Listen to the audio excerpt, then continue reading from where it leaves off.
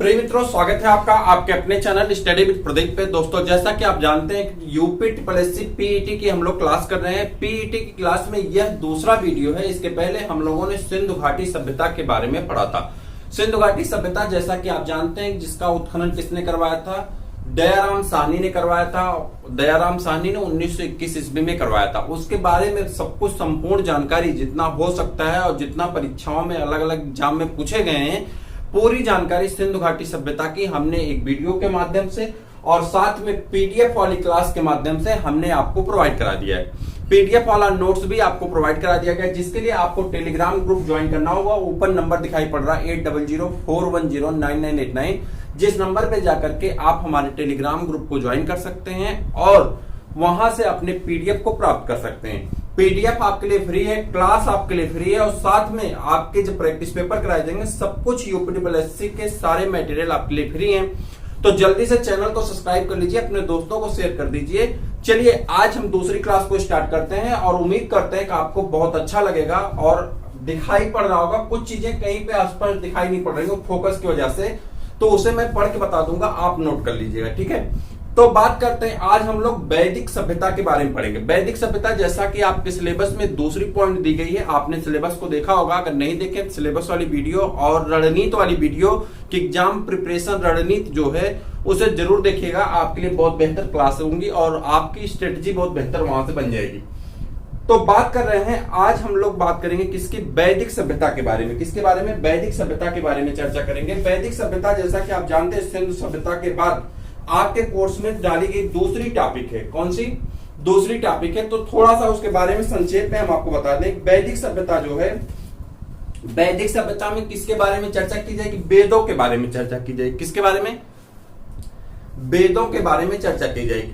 अब वेद कितने होते हैं? वेद 4 होते हैं। कितने होते हैं? 4 वेद होते हैं, जिसमें आप जानते हैं पहला होता है आपका ऋग्वेद, यजुर्वेद, सामवेद, अथर्ववेद। फिर से देखते हैं, ऋग्वेद, यजुर्वेद, सामवेद, अथर्ववेद। कितने वेद होते हैं?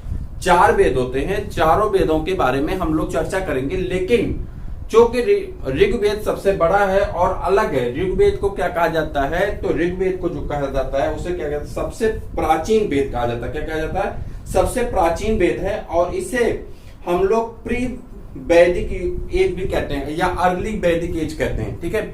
तो यह वैदिक काल में पहले मान लिया जाता है कि ऋग्वेद बहुत पहले का है, ठीक है। तो ऋग्वेद कैसे है तो उसके बारे में चर्चा करेंगे। यहाँ सब कुछ दिया गया ऋग्वेद के बारे में, ठीक है। काल खंड, उसमें क्या क्या सभ्यता थी, क्या चीजें थी, और साथ में यहाँ उसके कुछ प्रतीक दिए गए जहां से प्रश्न पूछे जाएंगे। यह सेक्शन जो आपका है, इस सेक्शन से आपके एक क्वेश्चन 100% पक्का है, इसलिए जरूर पूरा वीडियो देखिएगा। और वीडियो के बाद आपको संडे को इसका पीडीएफ नोट्स दिया जाएगा। संडे के दिन आपको इसका पूरा पीडीएफ मिल जाएगा, ऋग्वेद का, उसमें यजुर्वेद, सामवेद, अथर्ववेद सबका, ठीक है। तो वैदिक काल में जो सबसे प्राचीन वेद है वो कौन सा है? ऋग्वेद है। और जो सबसे नवीन वेद है उसे क्या कहते हैं? जो सबसे नवीन वेद है उसे हम लोग अथर्ववेद कहते हैं, यानी यह सबसे बाद का वेद है। तो एक क्वेश्चन यहाँ से बनता है, आपसे प्रश्न पूछा जाता है कि वैदिक काल का सबसे प्राचीन वेद कौन सा है? तो आप कहेंगे ऋग्वेद, जो हम लोग पढ़ने चल रहे हैं। दूसरा प्रश्न आपसे पूछा जाता है कि वैदिक काल का सबसे नवीन वेद कौन सा है? तो आप कहेंगे कौन सा वेद है? जल्दी से बता दीजिए। अथर्ववेद। कौन सा है? अथर्ववेद। बाकी इसमें बहुत सारी प्रश्न बनते हैं, वो सबको एक एक करके यहाँ पे देखेंगे, ठीक। चले आगे, कोई डाउट नहीं है। अब बात करते हैं ऋग वैदिक काल के, ठीक। तो वैदिक काल जो है वो 1500 ईस्वी पूर्व से लेकर के, जो वैदिक काल है वो 1500 ईस्वी पूर्व से लेकर के 600 ईस्वी पूर्व तक माना जाता है। कहां तक माना जाता है? वैदिक काल। अभी वैदिक काल की बात हो रही। वैदिक काल 1500 ईस्वी पूर्व से लेकर के 600 ईस्वी पूर्व तक माना जाता है, जिसमें 1500 से 1000 ईस्वी पूर्व तक का जो काल होता है उसे ऋग वैदिक काल कहते हैं। 1500 ईस्वी पूर्व से लेकर के 1000 ईस्वी पूर्व तक का जो काल होता है उसे हम लोग ऋग वैदिक काल कहते हैं। और उसके बाद 1000 से लेकर के 600 यानी 400 वर्ष का जो अंतराल होता है, 600 ईस्वी पूर्व तक का जो काल होता है उसे हम लोग क्या कहते हैं? उत्तर वैदिक काल कहते हैं। क्या कहते हैं? उत्तर वैदिक काल कहते हैं। यानी वैदिक काल को हम लोग 2 भाग में बांट सकते हैं। पहले भाग को हम कहते हैं ऋग वैदिक काल और दूसरे भाग को कहते हैं उत्तर वैदिक काल, ठीक है। ऋग वैदिक काल को हम लोग आज पढ़ेंगे। पूरा ऋग वैदिक काल से संबंधित सारी जानकारियां यहाँ पे दिशा, राजा, दर्शन, उनके प्रवर्तक, नदी के नाम, देवता के नाम, सब कुछ यहाँ पे आज पढ़ेंगे जो हमारे लिए इंपॉर्टेंट है। उसके बाद उत्तर वैदिक काल के तीनों वेदों को, यजुर्वेद, सामवेद, अथर्ववेद, तीनों को एक साथ पढ़ेंगे, जिसको अलग वीडियो में हम लोग करेंगे नेक्स्ट डे, यानी कल की डेट में आपको मिलेगा। संडे को इसका आपको पीडीएफ नोट्स प्रोवाइड करा दिया जाएगा। आज आपकी सिंधु घाटी सभ्यता की पीडीएफ वाली क्लास, सेकंड क्लास आपको मिलेगी और उसका पीडीएफ नोट्स आपके टेलीग्राम पे डाला जा चुका है। जिसको पर्सनली चाहिए व्हाट्सएप पे भेजा जा सकता है, लेकिन व्हाट्सएप पे से अच्छा है आप टेलीग्राम ज्वाइन करें, जहां पे सारी चीजें भेजी जा सकती हैं। व्हाट्सएप पे संख्या आपके 2 बैच हो गए हैं। 2 बैच में आपकी संख्या हो गई है लगभग, एक बैच में 500, माफ करिएगा, एक बैच में 256 लोग एडमिशन लेते हैं। इस प्रकार से लगभग 600 लोग पूरे होने वाले हैं। और इन 600 लोगों में अब उसमें क्या होता है, कभी कभी भूल जाता है तो ऐड नहीं कर मिलता है, डाल नहीं मिलता है, तो इसलिए आप टेलीग्राम पे रहेंगे तो वहां पे एक साथ सबको सेंड कर दिया जाएगा। आप हमारी बात को समझ पा रहे होंगे, ठीक है। चले, ऋग वैदिक काल की बात हो रही थी। ऋग वैदिक काल कितना है, 1500 ईस्वी पूर्व से लेकर के 1000 ईस्वी पूर्व तक। याद रहेगा, कोई डाउट नहीं। चले आगे बढ़ते हैं। सबसे प्राचीन वेद है, सबसे प्राचीन वेद कौन है, ऋग्वेद है, ठीक। काल क्या है, 1500 ईस्वी पूर्व से 1000 ईस्वी पूर्व तक, याद है। आगे बढ़ जाए। आर्यों द्वारा निर्मित सभ्यता को क्या कहते हैं, वैदिक सभ्यता कहते हैं। देखिए हमने अभी पढ़ा था एक सभ्यता और सिंधु घाटी सभ्यता। सिंधु घाटी सभ्यता और वैदिक सभ्यता में बड़ा अंतर है और कई बार प्रश्न पूछे जाते हैं। सिंधु घाटी सभ्यता जो थी वो कैसी थी, शहरी सभ्यता थी। सिंधु घाटी सभ्यता कैसी थी, शहरी सभ्यता थी। लेकिन जो आर्यों की सभ्यता यानी जो वैदिक सभ्यता थी या ऋग वैदिक काल की जो सभ्यता थी, वैदिक सभ्यता थी, वह सभ्यता कैसी थी, तो आप कहेंगे वह सभ्यता कैसी थी, ग्रामीण सभ्यता थी। कैसी सभ्यता थी, ग्रामीण सभ्यता थी। यानी वैदिक सभ्यता कैसी थी, ग्रामीण सभ्यता थी। और यहाँ पे सबसे ज्यादा जो भाषा बोली जाती थी, कौन सी भाषा बोली जाती थी, संस्कृत बोली जाती। आप जानते हैं वैदिक युग के बाद जब वैदिक युग खत्म होता है, छठवीं ईसा पूर्व में कई धर्म उत्पन्न होते हैं, जिसमें आपके पाली, प्राकृतिक, अपभ्रंश, इस तरह की अलग अलग भाषाओं में, जैसे बौद्ध धर्म आता है, ठीक है, जैन धर्म आता है। जैसे क्या हुआ कि हमने चीन को क्या दिया, चीनी कहते हैं ना कि चीन वाले कहते हैं कि हम भारत को मसल डालेंगे तो घुस जाएंगे, ये कर देंगे वो कर देंगे। हालांकि चीन ने तो पूरे विश्व को मारने की प्लान बनाई ली थी कोविड-19 को लेकर के। उम्मीद करते हैं कि आप भी जहां होंगे स्वस्थ होंगे, आपके परिवार के लोग स्वस्थ होंगे। तो चीन क्या करता है, चीनी कितनी औकात होती है, चीनी को हम लोग पानी में घोल के पी जाते हैं, तो चीनी क्या कर लेगा। चीनी लोगों को अशुद्ध माना जाता था। पहले क्या होता था, चीन में जब कोई जाता था तो उसे अशुद्ध मान लिया जाता था, उसे भारत में फिर रिटर्न नहीं आने दिया जाता था, लौट के नहीं आता था, उसे अशुद्ध मान लिया जाता था। हमने इन्हें बुद्ध दिया, महात्मा बुद्ध को हमने दे दिया। आज चीनी लोग गौतम बुद्ध की वजह से बौद्ध धर्म को मानते हैं। बुद्ध धर्म जो गौतम बुद्ध हैं कहाँ पैदा हुए, हमारे उत्तर प्रदेश में, ठीक। तो हमने तो उन्हें बुद्ध दिया और वो हमें युद्ध देते हैं, आए दिन युद्ध करते हैं। ऐसे चीनियों को तो हम लोग पानी में घोल के पी जाएं, इनको पता नहीं है कि हम लोग आए दिन शरबत बना के पीने वाले लोगों में से हैं। तो बात यहाँ पे है कि जो आर्य थे इनकी सभ्यता कैसी थी, ग्रामीण थी, लेकिन भाषा कैसी थी, संस्कृत। अब संस्कृत भाषा आज के युग में आपको अगर टीईटी का एग्जाम देना होता है तो संस्कृत बड़ी कठिन लगती है। अब संस्कृत भाषा आज के युग में भी लोग नहीं बोलना चाहते। इंग्लिश सीख ले रहे हैं, फ्रेंच सीख ले रहे हैं, इटालियन सीख ले रहे हैं और भाषा सीख ले रहे हैं, लेकिन संस्कृत बोलना बड़ा कठिन है, ठीक। संस्कृत, उर्दू, ठीक, फारसी, ये सभी भाषाएं जो हैं थोड़ी सी कठिन है। तो संस्कृत क्या हुआ, उस समय में संस्कृत शिक्षित लोगों की भाषा बनती चली गई, जिससे क्या हुआ कि एक वर्ण भेद पैदा होता चला गया। अब संस्कृत जैसे अब क्या है कि आपसे कोई इंग्लिश में आके बात करे और सपोज डेट आप इंग्लिश में उसकी रिप्लाई करने में असमर्थ हैं, आप उसको रिप्लाई नहीं कर पा रहे हैं, उसका जवाब नहीं दे पा रहे हैं, तो आप क्या काम करेंगे, उस व्यक्ति से दूरी बनाएंगे। भाई कम्युनिकेशन कैसे बनेगा, हम आप बातचीत कैसे कर पाएंगे, जब हमारी भाषा आप समझ पाए, आपकी भाषा हम समझ पाए। हम आपकी बात को समझ पा रहे हैं कि आपको क्लास चाहिए, हम आपको प्रोवाइड करा रहे हैं, लेकिन आप हमारी भाषा नहीं समझ रहे हैं कि इसे दोस्तों तक पहुंचाना है, सामने वाला कह रहा है दे भी कर दें, तो अपने दोस्तों तक पहुंचाइए, वीडियो को लाइक करिए, शेयर करिए, थोड़ा सा हेल्प करिए, चैनल पे मदद करेंगे तो चैनल तेजी से ग्रो करेगा। तो आपके लिए बहुत सारी चीजें हैं, पिटारा है पूरा, और पिटारा मिलता रहेगा, आपको बहुत लाभ होगा यहाँ से, ठीक है। तो हुआ क्या कि संस्कृत की वजह से लोग यहाँ से दूर जाने लगे, बौद्ध धर्म आया, जैन धर्म आया, पाली प्राकृतिक भाषाएं आई, जिसमें लोग क्या हुआ उसके साथ बहुत तेजी से संख्या जुटी और वो धर्मों का उत्थान हो गया। बाद में बौद्ध धर्म धीरे धीरे कहाँ चला गया, चीन में, और हमने उन्हें बुद्ध दिया, चीनी हमको युद्ध देते हैं आए दिन, और इनके पता नहीं कि इनकी औकात कितनी, हम घोल बना करके शरबत बना के पी जाते हैं, हमारे छोटे छोटे बच्चे शरबत बना के पी जाते हैं, चीनी की औकात कितनी, लेकिन तब भी कूदते रहते हैं। ठीक, तो बात कर रहे थे यहाँ पे आर्य जो थे इनकी सब याद करने का तरीका है सब, ठीक है, और कुछ है नहीं। तो चीन छोड़ दीजिए, हम क्या कहते हैं, आर्य जो थे इनकी सभ्यता कैसी थी, ग्रामीण सभ्यता थी, और भाषा जो थी इनकी संस्कृति। आपसे पूछा गया प्रश्न है कि भाषा कैसी थी, संस्कृति, ठीक है। अब सिंधु घाटी सभ्यता में आपने देखा कि वहां पे मात्र सत्तात्मक सत्ता थी, वहां पे माता सब कुछ होती थी, माता के बाद जो उनकी बड़ी पुत्र वधू होती थी वो फिर घर की मुखिया बनती थी। जैसे मान लेते हैं कि सास जो होती थी जब वो मर जाती थी तो जो बड़ी पुत्र वधू उनकी होती थी वो क्या हो जाती थी, घर की मुखिया हो जाती थी। यहाँ पे चीजें उल्टा हो गई, यहाँ पे पितृ प्रधान समाज आ गया, यानी वहां से सिंधु घाटी सभ्यता में जो समाज था वहां की मुखिया महिलाएं भी हुआ करती थी, ठीक।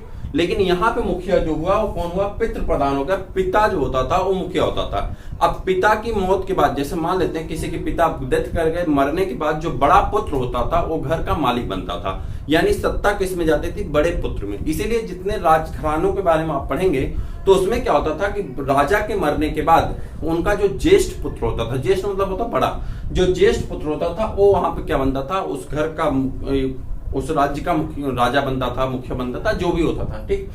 तो यहाँ पे समाज कैसा हो गया, पितृ प्रधान हो गया। जबकि सिंधु घाटी सभ्यता में कैसा था, मात्र सत्तात्मक था, वहां पे माता की सत्ता थी, यहाँ पे पिता की सत्ता आ गई।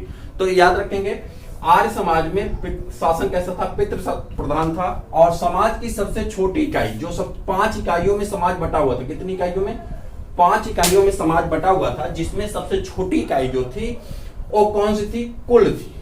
कौन सी थी, कुल थी। और कुल का जो मुखिया होता था उसे कुलप कहा जाता था। क्या कहा जाता था, कुलप कहा जाता था। ध्यान सुनिएगा, कह रहा जो आर्य समाज था, आर्य समाज कैसा था, पितृ प्रधान था, यानी पिता की प्रधानता होती थी, और उसकी जो सबसे छोटी इकाई होती थी उसे कुल कहा जाता था। 5 भागों में बटा हुआ था पूरा समाज, जो प्रशासनिक दृष्टि अगर देखें तो 5 ग्रुप में बांटे गए थे, जिसमें से सबसे छोटी इकाई जो होती थी वो कुल होती थी, और कुल का जो मुखिया होता था उसे क्या कहा जाता था, कुलप कहा जाता था। क्या कहा जाता था, कुलप कहा जाता था। क्लियर है। आर्यों ने प्रशासनिक इकाई को 5 भागों में बांट रखा था। कितने भागों में, 5 भागों में बांट रखा था, जिसमें सब जो 5 भाग थे, कुल मतलब परिवार, ठीक। कुल मतलब क्या हो गया, परिवार। तो परिवार का जो मुखिया वो कुलप हो गया, ठीक। जैसे आप अपने गांव पे अपने आप को ले लीजिए, तो आपके घर में कोई ना कोई होगा, जैसे मान ले दादा हैं या दादा के पिताजी होंगे, या मान लेते हैं आपके पिताजी मुखिया होंगे, कुछ लोगों पिताजी मुखिया होंगे इस समय। तो आपका कुल क्या हो गया, घर हो गया, परिवार हो गया, आपके परिवार की मुखिया, ठीक। उसके बाद आपका गांव होता है, गांव का मुखिया कौन होता है, कोई न कोई गांव का मुखिया होता है जिसे प्रधान कहते हैं हम लोग, लेकिन यहाँ पे बदल जाएगा अभी। कुल का मुखिया कौन हो गया, कुलप। ग्राम होता है, ग्राम के बाद विस होता है। विस किसे कहते हैं आप, जिसे आपका जो ब्लॉक खंड होता है उसे यहाँ पे विस कहा जाता था। फिर जन होता था, जन मतलब प्रदेश जैसे आज का है, और राष्ट्र। तो 5 इकाइयां थी, कुल, ग्राम, विस, जन, राष्ट्र। कुल, ग्राम, विस, जन, राष्ट्र। कुल, ग्राम, विस, जन, राष्ट्र। कुल, ग्राम, विस, जन, राष्ट्र। कितनी इकाइयां थी, 5 इकाइयां थी। किस दृष्टि से थी, प्रशासनिक दृष्टि से कितनी इकाइयां थी, 5 इकाइयां थी। कुल, ग्राम, विस, जन, राष्ट्र। याद है, कुल, ग्राम, विस, जन, राष्ट्र, ठीक। ग्राम का मुखिया, देखिए कुल का मुखिया कौन होता था, कुलप होता था। कुल का मुखिया कौन होता था, कुलप होता था। ग्राम का मुखिया ग्रामीणी कहलाता था। ग्राम का जो मुखिया होता था उसे क्या कहा जाता था, ग्रामीणी कहलाता था। और विस का जो प्रधान होता था उसे विस्पत कहा जाता था। क्या कहते थे, विस का जो प्रधान होता था उसे क्या कहते थे, विस्पत कहते थे। ध्यान से सुनिएगा, कुल का मुखिया कुलप, ग्राम का मुखिया ग्रामीणी, विस का मुखिया विस्पत, तथा जन का शासक राजन कहलाता था। जन का शासक क्या होता था, राजन कहलाता था, ठीक। तो ये 5 थे जिसके अलग अलग चीजें दी गई, ठीक हो गए।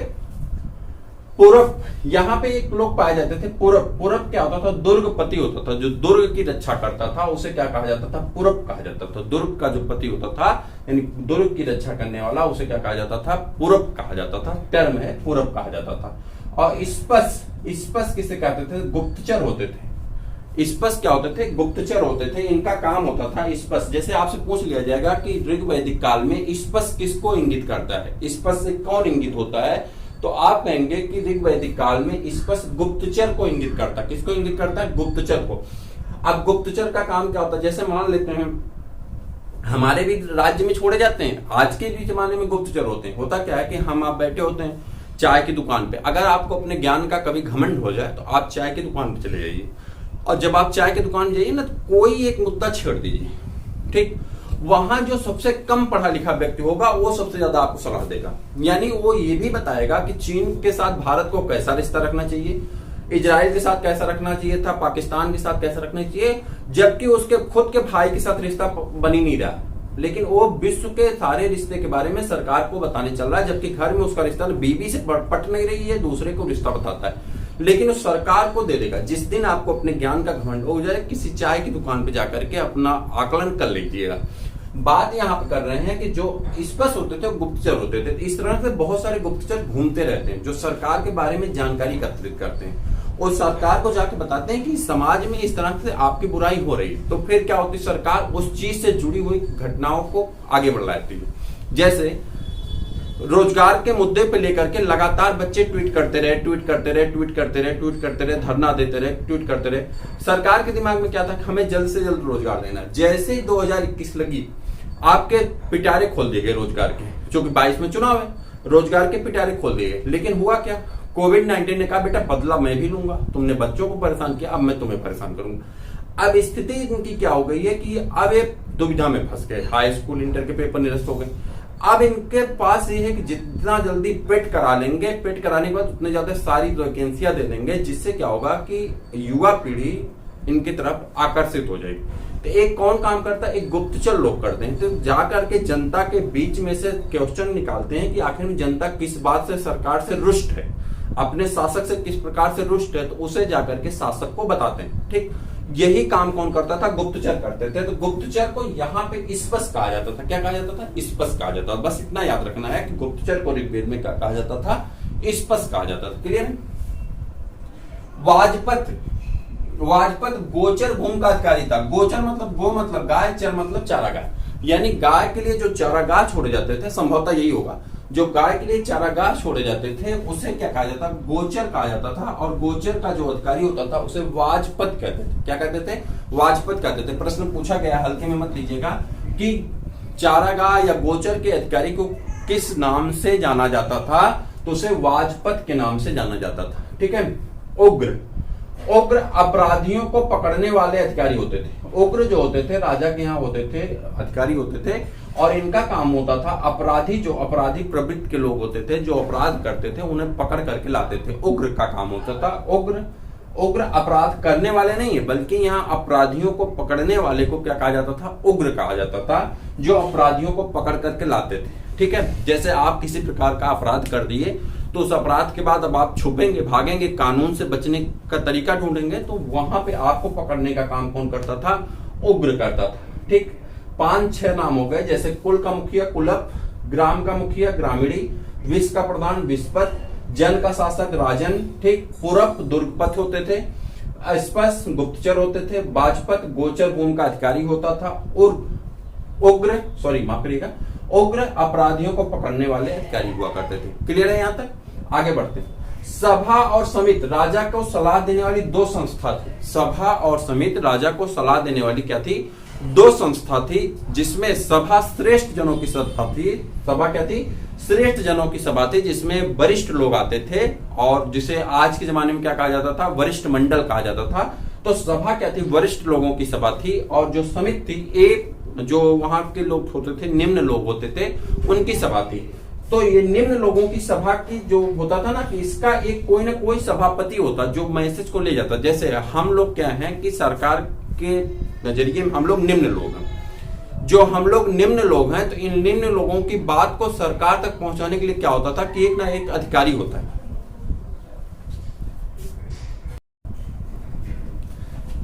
सभा और समिति राजा के सलाह देने वाली 2 संस्था होती थी, जिसमें सभा किसकी संस्था थी, श्रेष्ठ जनों की संस्था थी, और जो समिति होती थी ये निम्न लोगों की सभा थी, जो सलाह को देती थी, सरकार को सलाह देती थी। जैसे मान लेते हैं कि हम लोग हैं, तो हम लोग सरकार की दृष्टि में आप सरकार को जाकर के बता नहीं सकते कि आप ऐसा काम करिए।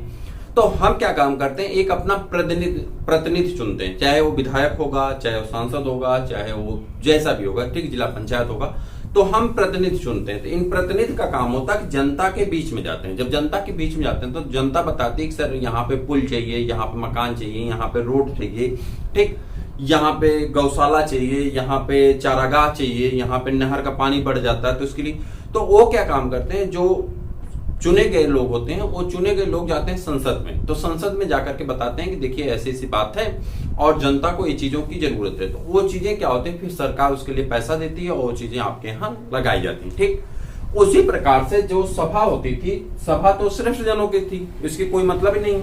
जो समिति होता था, उसका समिति का एक अधिकारी होता था जिसे ईशान कहा जाता था। समिति का जो सभापति होता था उसे क्या कहते थे, ईशान कहते थे, जो जाकर के अपनी बात को वहां पर बताता था राजा के यहाँ। तो समिति का जो सभापति होता था उसे क्या कहते थे, ईशान कहा जाता था। ऋग्वैदिक काल में 25 नदियों का वर्णन किया गया। कितने नदियों का वर्णन है ऋग्वैदिक काल में? 25 नदियों का वर्णन किया गया, जिसमें सबसे पूजनीय नदी जिसे माना जाता था वो किसको माना जाता? सरस्वती को।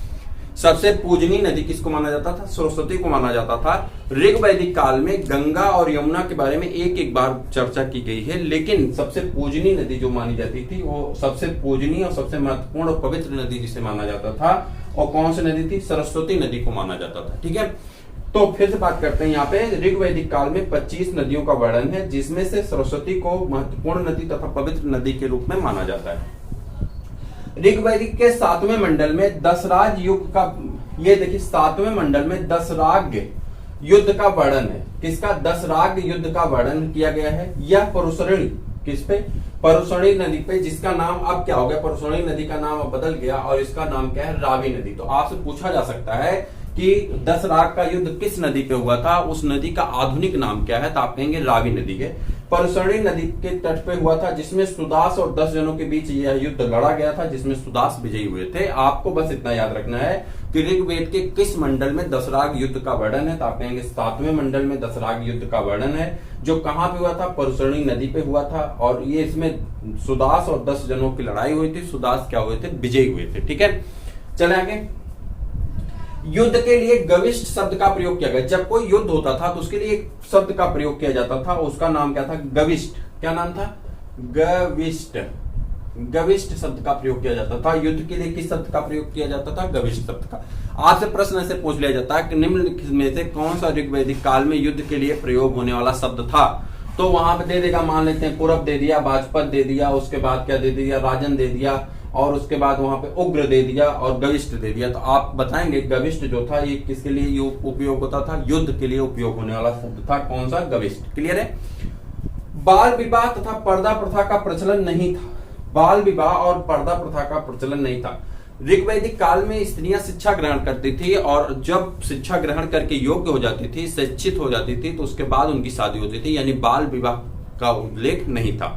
उसके बाद उत्तर वैदिक काल पढ़ेंगे तो वहां पे बहुत सारी बुराइयां जुड़ेंगी इसमें, लेकिन अभी बाल विवाह पे रोक लगी थी, बाल विवाह नहीं था, और पर्दा प्रथा का भी प्रचलन नहीं था, यानी स्त्रियां आराम से रह सकती थी। कोई ये जरूरत नहीं थी घूंघट करो, ये करो, वो करो, ये पहनो, वो पहनो, ऐसी कोई बाध्यता नहीं थी। लेकिन बाद में धीरे धीरे उत्तर वैदिक काल में बुराइयां जुड़ना शुरू हुई, आगे आएगा बताएंगे। तो बाल विवाह तथा पर्दा प्रथा का प्रचलन नहीं था। किसमें? ऋग्वैदिक काल में बाल विवाह तथा पर्दा प्रथा का प्रचलन नहीं था। विधवा, जो विधवा स्त्रियां हो जाती थी, अपने पति के छोटे भाई जिसे देवर कहते हैं, तो विधवा स्त्रियां, मान लेते हैं कोई किसी का पति मर गया, कम उम्र में मर गया, अब वो विधुर हो गई, विधवा हो गई। ठीक, जब विधवा हो गई तो अपने पति के छोटे भाई जिसे देवर कहते हैं उसके साथ शादी कर सकती थी, जिसके लिए एक शब्द यहाँ पे प्रयोग किया गया, जिसका नाम क्या है? नियोग। उसे क्या कहा जाता था? नियोग कहा जाता था। बाद में उत्तर वैदिक काल में इसमें बहुत सारी बुराइयां, सती प्रथा वगैरह सब आ गई थी, लेकिन यहाँ पे भी ऐसा कुछ नहीं है। विधवा जो होती थी, अगर कम उम्र में वो विधवा हो गई तो उसके बाद क्या होता था कि वो अपने देवर के साथ शादी कर सकती थी, जिसे नियोग नाम से जाना जाता था। आपको यही याद रखना है, जिसे क्या जाना जाता था? नियोग के नाम से जाना जाता था। स्त्रियां पढ़ती थी, शिक्षा ग्रहण करती थी, स्त्रियों के लिए शिक्षित होना बहुत जरूरी था, जिसमें बहुत सारी विदुषी स्त्रियों के बारे में वर्णन मिलता है, जिसमें लोपामुद्रा, घोषा, सिक्ता, आपला, योंग, विश्वारा आदि स्त्रियां जो थी वहां पे विदुषी स्त्रियों के रूप में जाना जाता है। किसको? लोपामुद्रा, घोषा, सिक्ता, आपदा, आपला, योंग, विश्वारा आदि को विदुषी स्त्रियों के रूप में जाना जाता है ऋग्वैदिक काल में। क्लियर है? आइए इस तरफ आते हैं। वस्त्र दो प्रकार के होते थे, वास और अधिवास। अंदर पहने जाने वाले कपड़े को, जिसे हम लोग अंडरवियर वगैरह बोलते हैं, तो ठीक अंदर जो कपड़े पहने जाते थे, अंडर गारमेंट, अंडरवियर जो होते थे, अंडर गारमेंट के जो कपड़े होते थे उसे इनके जमाने में क्या कहा जाता था? नींव कहा जाता। क्या कहा जाता था? नींव कहा जाता। और नींव क्या होती है? जो जमीन के अंदर होती है। तो इससे याद रखना कि अंदर पहने जाने वाले कपड़े को क्या कहा जाता था? नींव कहा जाता था। क्या कहा जाता था? नींव कहा जाता था। ठीक है।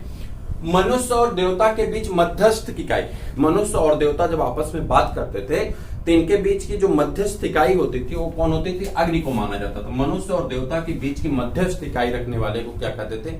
अग्नि को माना जाता था कि मनुष्य और देवता के बीच की मध्यस्थ इकाई है। आज भी वही मध्यस्थ इकाई, जब आप संकल्प लेते हैं कोई, तो अग्नि के सामने संकल्प लेते हैं। सात फेरा होता है ना, तो उसमें अग्नि के सामने ही संकल्प लिया जाता है, जिसमें ये कहा जाता है कि हम मतलब जीवन भर साथ निभाएंगे वगैरह वगैरह। तो ये जो अग्नि होता था, ये मध्यस्थ इकाई होती थी मनुष्य और देवता के बीच में। ठीक है, आगे बढ़ जाते हैं। आमाजु अविवाहित स्त्रियों को कहा जाता था। अगर किसी स्त्री की शादी नहीं होती थी और उसे तब क्या कहा जाता था? अमाजु कहा जाता था। क्या कहा जाता था? अमाजु कहा जाता था। अविवाहित स्त्रियां जो रहती थी उसे क्या कहते थे? अमाजु कहते थे। ऋग्वैदिक काल पशुपालक एवं कृषि प्रधान था। ऋग्वैदिक काल में भी पशुपालन किया जाता था और कृषि प्रधान था, और इसमें कृषि का उल्लेख चौथे मंडल में दिया गया। कृषि होती थी, इसका उल्लेख ऋग्वेद के चौथे मंडल में इसके बारे में चर्चा की गई है। अतिथि को गोहंता, अगर कोई अतिथि आता था तो उसे गोहंता कहा जाता था, जबकि गाय को अधन्या, अधन्या मतलब होता ना मारे जाने योग्य, ना मारे जाने योग्य। तो ऐसे पशु जो मारे जाने योग्य नहीं थे उन्हें क्या कहा जाता था? अधन्या कहा जाता था। अधन्या मतलब गाय को अधन्या कहा जाता था, जिससे गाय को मारना वर्जित किया गया था। और गोहंता, अतिथि जब आता था तो उसे गोहंता कहा जाता था। गोहंता मतलब गो मतलब गाय यहाँ से नहीं है, गोहंता है, गौ मतलब गाय होता है। ठीक है, तो गोहंता कहा जाता था। गोहंता अतिथि के लिए उपयोग होने वाला शब्द है। तो अगर आपसे कोई पूछे गोहंता किसके लिए उपयोग किया जाता था, तो आप कहेंगे गोहंता का उपयोग अतिथि के लिए किया जाता था। ठीक है। मुख्य देवता इंद्र थे और प्रिय पशु कौन था? घोड़ा। मुख्य देवता कौन थे? इंद्र थे, और प्रिय पशु कौन था? घोड़ा। आपने देखा सिंधु सभ्यता में घोड़ा के बारे में उल्लेख नहीं था, और घोड़ा के अस्थिपंजर तो मिले, लेकिन घोड़ा का कोई बहुत ज्यादा चर्चा नहीं थी सिंधु घाटी सभ्यता में। लेकिन जैसे ऋग्वेद में आप आते हैं, घोड़ा क्या हो जाता? प्रिय पशु हो जाता था। और वहां पे प्रिय पशु कौन था? सिंधु सभ्यता में, सिंधु सभ्यता में प्रिय पशु कौन था? कुबड़ वाला सांड था। लेकिन यहाँ पे प्रिय पशु कौन है? घोड़ा है। और मुख्य देवता जो थे इंद्र थे। ठीक। लोहे को श्याम अयस, लोहा कैसा होता था? काला होता है। तो काले कैसे थे? भगवान श्री कृष्ण थे। ठीक, सांवले थे। तो सांवले से श्याम, श्याम किसे कहते? भगवान श्री कृष्ण को। तो लोहे को क्या कहा जाता था? अयस मतलब होता धात। तो लोहे को क्या कहते? श्याम अयस कहते थे। जबकि तांबा को क्या कहा जाता था? लोहित अयस कहा जाता था। लोहा से लोहित अगर पकड़ लेंगे गलत हो जाएगा। लोहा को श्याम से पकड़िए, लोहा को श्याम अयस कहा जाता था, जबकि तांबा को लोहित अयस कहा जाता था। ठीक है, लोहा लोहित से मत मिलाइएगा, नहीं गलत हो जाएगा। लोहा को श्याम अयस कहा जाता था, जबकि तांबे को क्या कहा जाता था? लोहित अयस कहा जाता था। ठीक है, तो ये दो टर्म है जो आपको जानना जरूरी था। तो इस प्रकार से मुझे लगता है कि सारी चीजें आपके समझ में आ गई होंगी। कोई ऐसी चीज नहीं थी यहाँ पे जो आपको समझने में दिक्कत हो।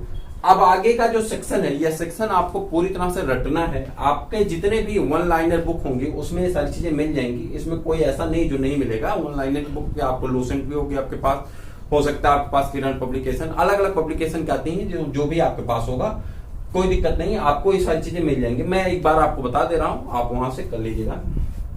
देवता और उनका प्रतीक, प्रश्न यहां से बहुत ज्यादा पूछा जाता है। ये सभी इंपॉर्टेंट की दृष्टि से हैं, तो ये बहुत इंपॉर्टेंट होता है, खास करके जब आप यहाँ पे आते हैं। ये सेक्शन पूरा इंपॉर्टेंट सेक्शन होता है, जो साइड में लिखा जाता है और कॉलम में लिखे जाते हैं। सबसे इंपॉर्टेंट सेक्शन यही होता है। ठीक। इंद्र को युद्ध एवं वर्षा का देवता कहा जाता था। ऋग्वैदिक काल में इंद्र को क्या कहा जाता था? युद्ध एवं वर्षा का देवता कहा जाता था। वरुण, वरुण को समुद्र के देवता और दिन रात कर्ता कहा जाता था। दिन रात कर्ता देवता कौन थे? वरुण थे। धव, धव मतलब आकाश, ये तो समझ में आ जाएगा, आकाश के देवता। सोम मतलब भी जान जाएंगे, वनस्पत देवता होते थे, सोमरस पीते थे। ऋग्वैदिक काल वाले सोमरस खूब पीते थे। दूध और दूध से बने हुए पदार्थ को खूब खाते थे। ठीक है, तो घी, दूध, मक्खन, बटर, पनीर, ये सब चीजें बहुत खाते थे। तो सोमरस भी लेते थे। सोमरस क्या होता था, वनस्पतियों से निकले हुए जो जूस होते थे उसे सोमरस कहते थे। सोम क्या है, सोम वनस्पत देवता है। उषा, उषा प्रगति और उत्थान के देवता है। उषा कौन है, प्रगति और उत्थान के देवता है उषा, याद रखिएगा उषा प्रगति और उत्थान के देवता है। और उसके बाद आगे बढ़ जाए, अश्विन विपत्तियों को हरने वाले देवता है। अश्विन किस कैसे देवता है, विपत्तियों को हरने वाले देवता है। पूषण पशुओं के देवता है, पूषण से पशुओं के देवता है, आपको याद हो जाएगा। विष्णु, विष्णु विश्व के संरक्षक और पालन करता है। मरुत आधी और तूफान के देवता है। मरुत क्या है, आधी और तूफान के देवता है। तो फिर से देखते हैं, इंद्र युद्ध एवं वर्षा के कर्ता, वरुण समुद्र के देवता दिन रात के कर्ता, ध्रुव आकाश के देवता, सोम वनस्पत देवता, उषा प्रगति और उत्थान के देवता, अश्विन विपत्तियों को हरने वाले देवता, पूषण पशुओं के देवता, विष्णु विश्व के संरक्षक एवं पालन करता, मरुत आधी और तूफान के देवता।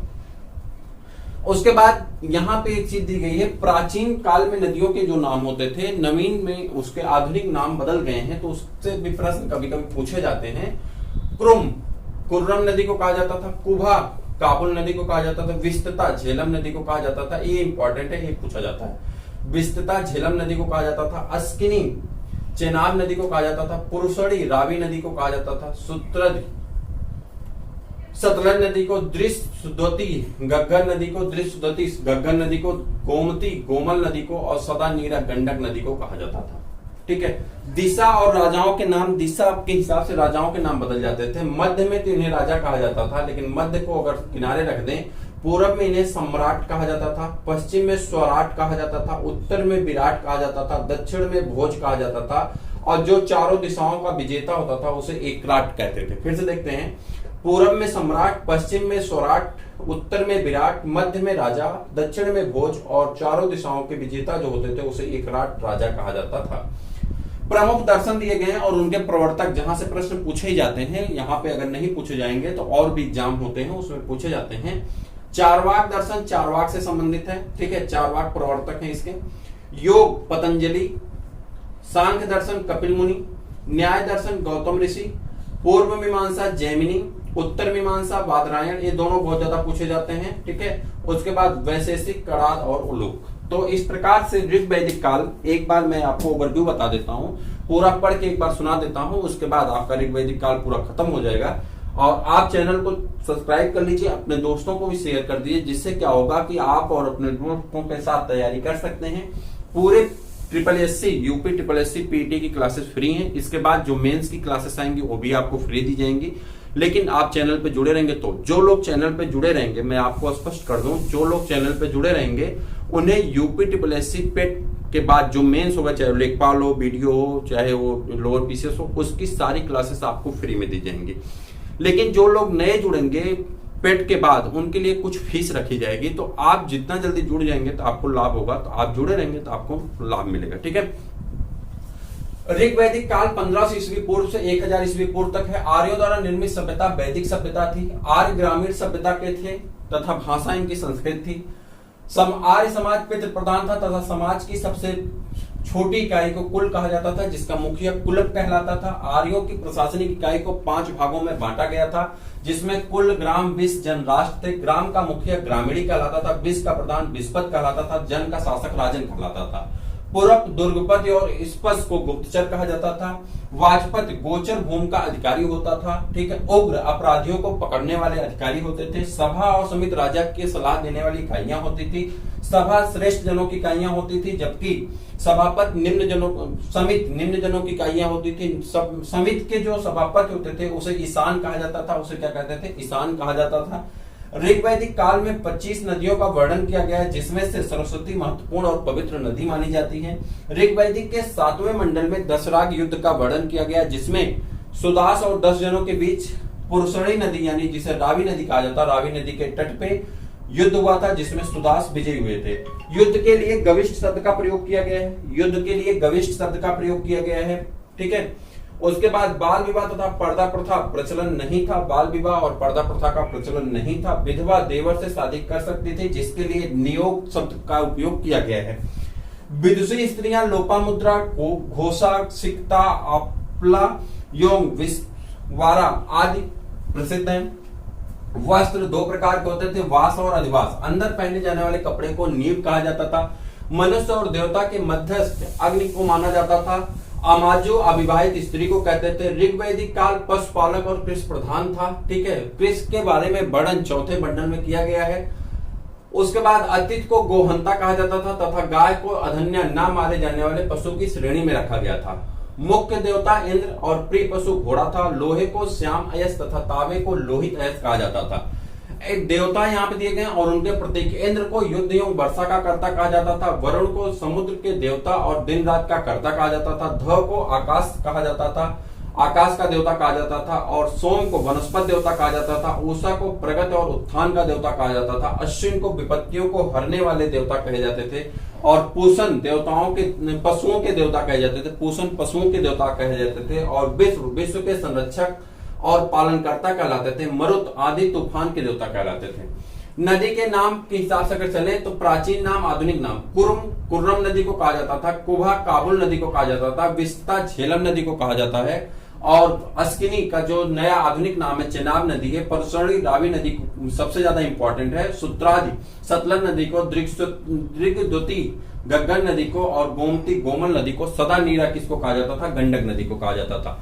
दिशाओं के हिसाब से राजा के नाम जो है वो आपको बताने हैं। मध्य में राजा कहा जाता था। पूर्व में सम्राट कहा जाता था। पश्चिम में स्वराट कहा जाता था। उत्तर में विराट कहा जाता था। और दक्षिण में भोज कहा जाता था। जो चारों दिशाओं का विजेता होता था उसे क्या कहा जाता था, एक विराट कहा जाता था। उसके बाद प्रमुख दर्शन और उनके प्रवर्तक के बारे में अगर चर्चा करें तो चारवाक के चारवाक हैं। ठीक, योग दर्शन के पतंजलि हैं। सांख्य दर्शन के कपिल मुनि हैं। और न्याय दर्शन के गौतम ऋषि हैं। पूर्व मीमांसा जैमिनी है। उत्तर मीमांसा बादरायण है। और वैशेषिक कणाद और उलूक हैं। तो इस प्रकार से ऋग वैदिक काल से बनने वाले अभी तक के सभी इंपॉर्टेंट प्रश्न आपके इस श्रृंखला में दिए गए थे। उम्मीद करते हैं कि इससे बाहर से आपको एक भी प्रश्न नहीं पूछा जाएगा। सबसे ज्यादा फोकस इन पॉइंट पे करिएगा। तैयारी करते रहिए, जहां भी रहिए स्वस्थ रहिए, मस्त रहिए, बचा के रहिए। कोविड-19 से बचिए। फिर मिलेंगे किसी और वीडियो में, तब तक के लिए इजाजत दीजिए। जय हिंद।